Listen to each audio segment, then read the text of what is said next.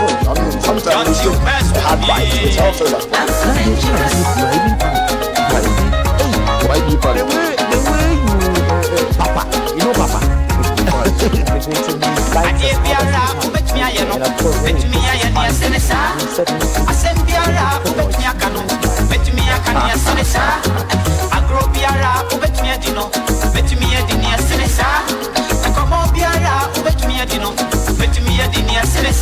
Don't you mess with me.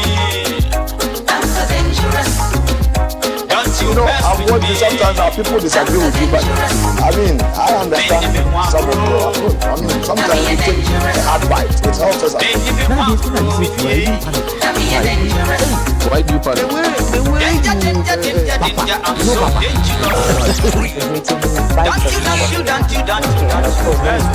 Johnny's Bite.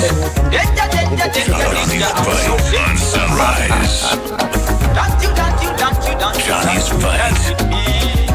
Johnny's Bite on Sunrise. You know, I'm watching sometimes our people disagree with you, but I mean, I understand some of your approach. I mean, sometimes we take a hard bite. Johnny's Bite. Johnny's Bite on Sunrise. Why do you panic? The way you, Papa, you know Papa.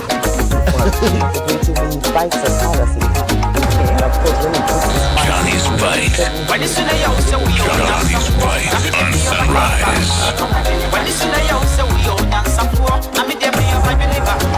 Johnny's Bite.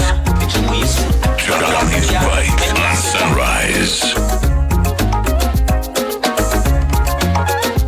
You know, I'm watching sometimes our people disagree with you, but I understand some of your approach. I mean, sometimes we take a hard bite. It helps us as well.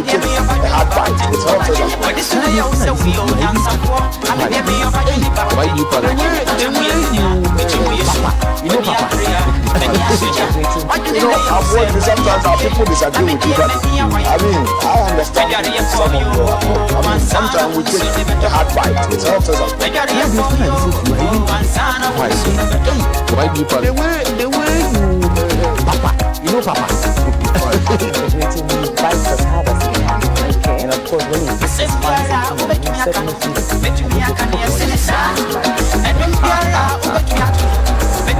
Johnny's Bite.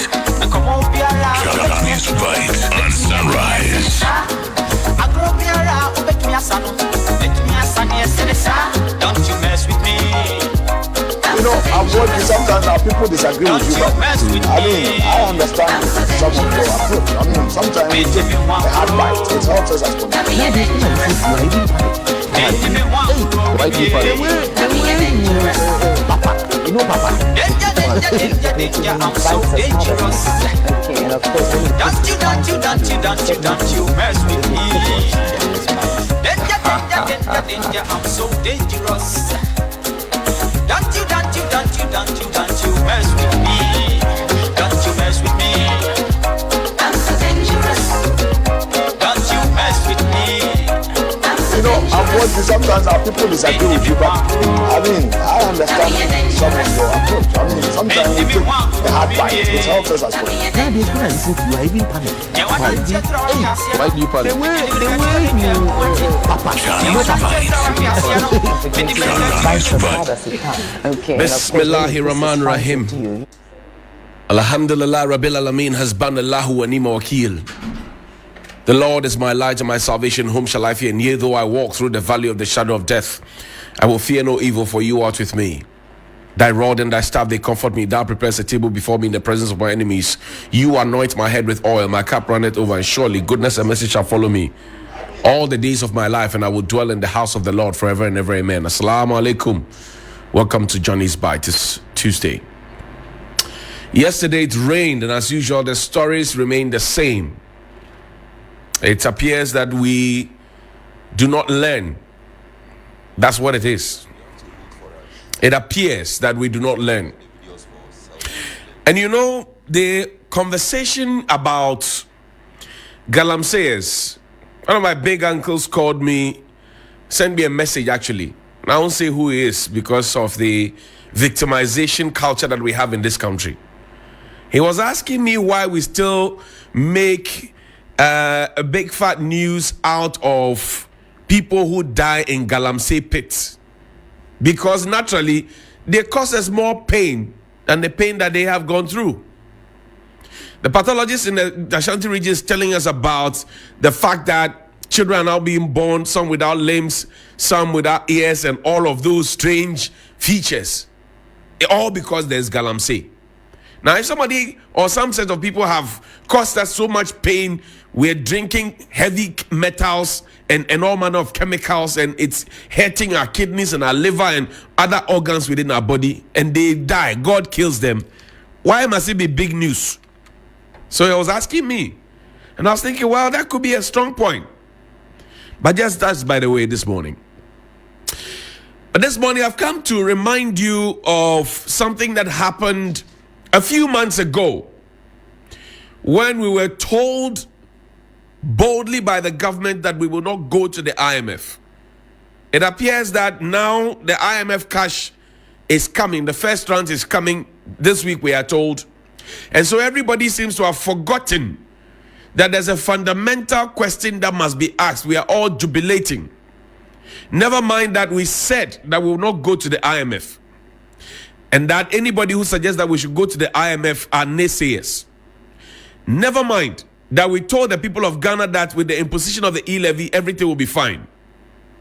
Never mind that since we've been to the IMF, nobody in government has had the dignity and decency to apologize to the people of Ghana. Because it was even said on the floor of parliament that we won't go to IMF. And that if we go to IMF, it will be the small boys that will be sent to us. All those things were said. Never mind that each time you ask the government why we are the IMF, they give you reasons like COVID and Russia and Ukraine and the opposition. It is never the fault of government that we are the IMF. But let me take you back to 2015, 24th March. The vice president, then candidate, who is now the head of our economic management team, he put on his Twitter page, he said, Mr. Chairman, the IMF bailout was totally avoidable if the government had listened to sound advice from many quarters much earlier.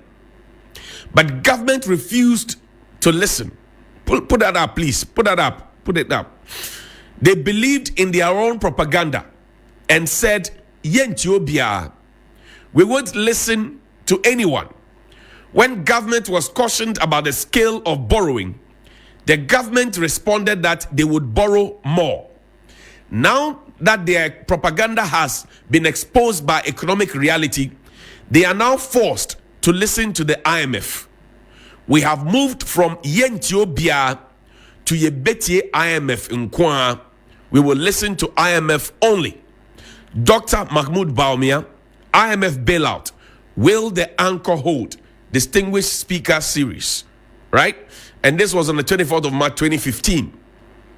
This morning I'm asking, on the back of this one, there was another when the NDC had taken Ghana to the IMF. The same Dr. Bawumia, he spoke to a journalist. Listen to him. This is why we got into the IMF. You were spending too much relative to revenues, which is true. You were borrowing too much, which is true. Your external payments position has deteriorated, which is true. And so you ended up, your growth is reducing, which is true. So you ended up at the IMF, and the IMF would impose certain conditions, which is true. And if you don't do certain things right, the anchor will not hold, which is true. So I'm not quite sure what it is that is not true that I said. But I think, unfortunately, the supporters of this government and this government itself are very reluctant to admit the truth, even when it hits them in the face. Yeah. Sure. Thank you. That was the vice president, or candidate then, now vice president. You see the things he listed. He spoke about the government of the day then. And I'm saying up until now, not the vice president, not the finance minister, not the president, none of the party communicators, not anybody at the finance ministry, none of the members of the economic management team has had the dignity to apologize to us. Now, somebody would say that, oh, the government has admitted that we are in a certain hole. agreed. Even that it took time before the government agreed that we were in a certain hole. But admitting that we are in a hole and not admitting that you are part of the problem is in itself a problem, because you don't see the problem to be able to fix the problem. That was Vice President Bawumia in opposition. With the benefit of power, what did he say? Listen. Note that Ghana has been hit with a quadruple whammy. A quadruple whammy. The energy sector excess capacity payments, banking sector cleanup, COVID-19, and the Russia-Ukraine war. We have been hit by this quadruple whammy. And I say again that if you take out the fiscal impact of this quadruple whammy, Ghana will not be going to the IMF for support, because our fiscal and debt and balance of payments outlook would be sustainable. Of the four factors, COVID-19 and the Russia-Ukraine war were external, and the other two, the banking sector cleanup and the excess capacity payments, were the result of policies of the previous government. So again, we're blaming the previous government. Even when we have the power, we're now behaving as opposition, even in government. But this morning, the fundamental question I'm asking is, must Ken still go? Remember the MPs in Parliament who said that we were not running a monarchy or a dynasty, and that we're trying to build a democracy. You remember them? You remember the MPP MPs who had a press conference led by lawyer Pierre Kubi, one of my good uncles, who had mentioned that they had gone to their constituents, including you and I, and we had told them that we were tired of Ken Ofori-Atta and Charles Edouard, and that they must go, or they will not participate in the budget reading and hearing and debate. Put the super up. Must Ken still go? Put it up there so we can see. Must Ken still go? Now, after they said that, there was some deal that was run. The president asked them that, they need to wait. And that, well, at some point, when Mr. Ofori-Atta is done with the IMF deal, he will go. This week, we are told that the money will come in. But the question is, must Ken still go? This was the deal. Listen. He came, he explained, and he said the board level agreement was going to be achieved in March. So we are still waiting, because if anything should happen today, I'm sure the president will come and say, look, he's still dealing with the IMF, so bear with us. So we are waiting for him to deal with the IMF, get the IMF thing out of the way, get the board approval, and then see what will happen. We are not saying to the president that by all means remove him. All we are saying is we are making an appeal to the president that all is not well. And there's a tree saying that Bema Behebi, no I'm eating to wait. He's done his bit for his country, and the time has come for him to step aside based on his own pronouncements and his own performance at the ministry. That's what we are saying. If the president is an executive presidency, if the president thinks that, look, there's nothing wrong with him, he can carry on, that's fine. And you see, I like Honorable Eugene of Subin, as I like to call him. And now all the others who were bold enough to come, I mean, this is representing us, not representing party interests. And I hope that they have not moved away from representing all of us and going back to representing party. That's why I'm asking, must Ken still go?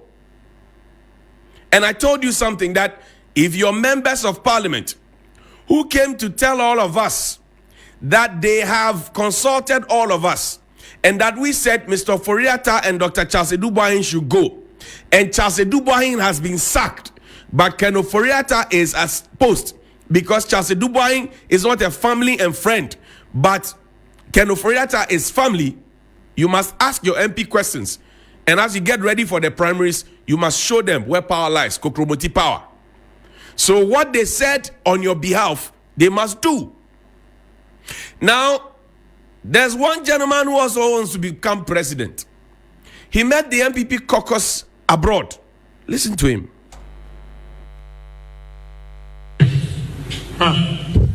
Trust me, sitting here and you are smiling. IMF, what are we going to say again? Somebody tested me, don't say anything about IMF. Me, I shouldn't say anything about IMF. I will say it. I will say it. You know, going into IMF is just like handing over power to NDC without a contest. Straight away. Because the noise we make, and I chew my own words back. Well, the noise we made, he chews his own word back, and he says that the same people who took us to IMF cannot be the same people who are taking us out of the IMF. That anybody who takes us to the IMF, it means we have failed. You see how we struggled to even meet the criteria for failure. We had to sweat it out to meet the criteria to even fail, because now that we are the IMF, it is by the government's appointees and the assigns of the party and people who are sympathetic towards the government, by their own words, we have failed. And if indeed we have failed, and it took us so much time and stress to even beg diplomats to fail, then we have a problem. And that is why it is still surprising that the government has not admitted just a tiny weeny bit that, oh, as for this one, we caused it. The government has not done that. They have always blamed COVID and Russia and Ukraine and the opposition and critical media. At some point, we're even told to stop talking down at our money because he can't pay the day. But now, the president has to prove that he's a man of his own words. Because now we have the IMF deal, give or take. That's what we are told. And that money will come. The first part of the money will come. Will the president stick to his promise to the MPs who went to him on the ticket of the members of their constituencies? That meeting at Alisa Hotel, we are aware. So we are asking the question this morning. Will President Akufo-Addo let Ken go? Must Ken still go? Listen to Professor Bodijima. Listen to him. Papa, you know Papa. As hard as going to the IMF for a bailout itself is confirmation that we have failed to make progress. We were going to make progress towards Ghana without beyond aid. We are on the verge of bankruptcy. We are going for a bailout. That doesn't spell progress. It spells failure or retrogression.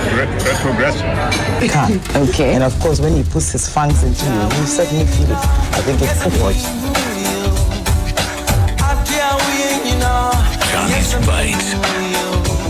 Johnny's Bite.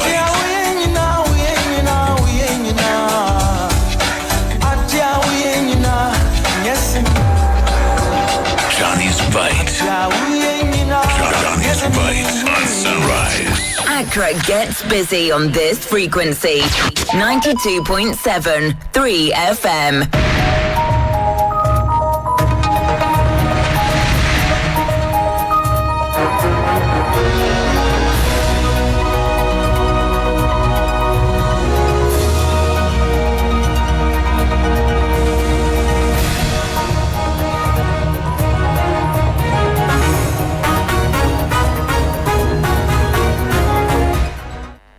Good morning and welcome to Business News on Sunrise. My name is Minu Afo.